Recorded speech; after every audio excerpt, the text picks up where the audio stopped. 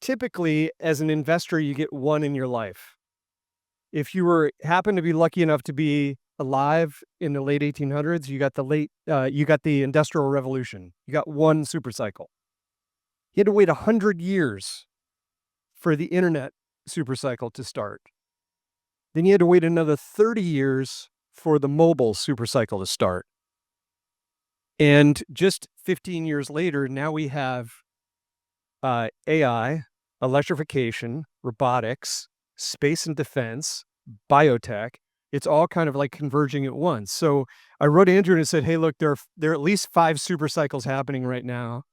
And so he said, oh, come on CNBC and talk about it. So this was early on a morning on the Squawk Box. We're talking about supercycles, and then the cameras go off, and Kernan and Sorkin turn to me and say, how do I invest in this? And I said, I'm sure you guys, they're thematic ETFs. Let me take a look. I'll shoot you some ideas.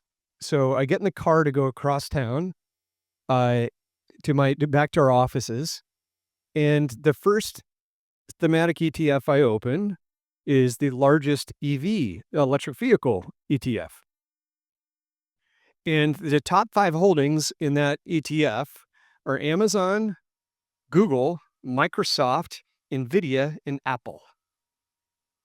So I look at that and have a reaction that I'm seeing on some of your faces. That's the Mag 7.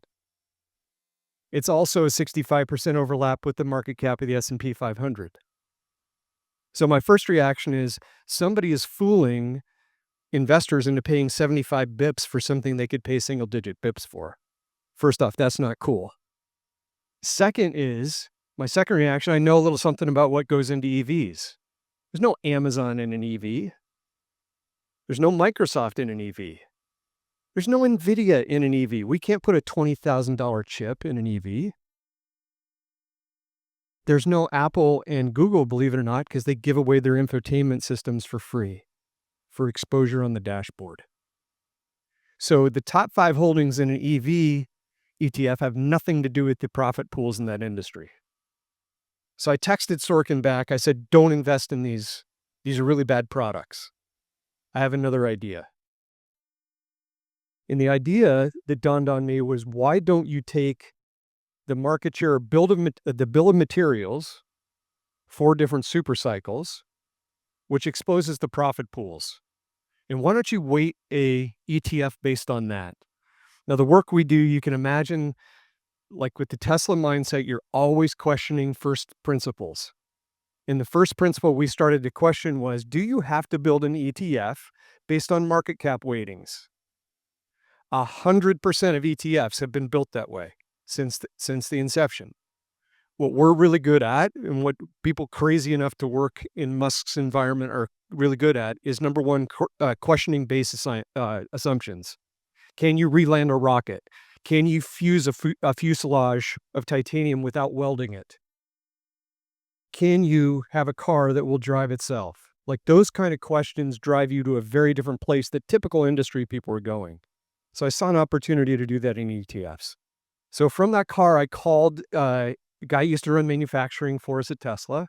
He now was in a new job, and that was building out the AI data centers for Google.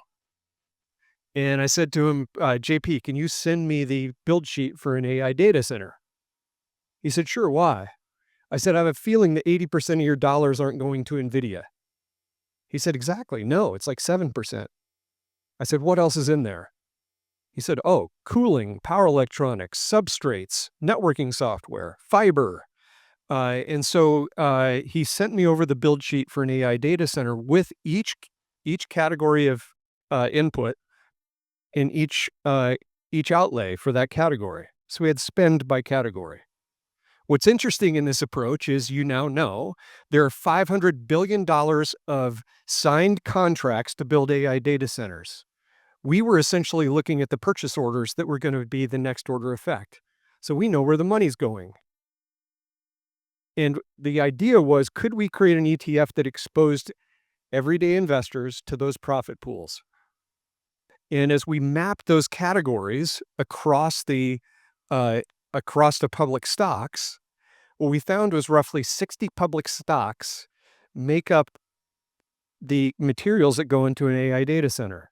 So if you're going to have an AI infrastructure ETF, that's a pretty good thing to know. Turns out that half of those stocks are domestic and half are international. Why? Well, because our news is dominated by what's happening with U.S. hyperscalers. But guess what? There are hyperscalers outside of the U.S. as well. This is an international business in a marketplace, and it's an arms race between countries.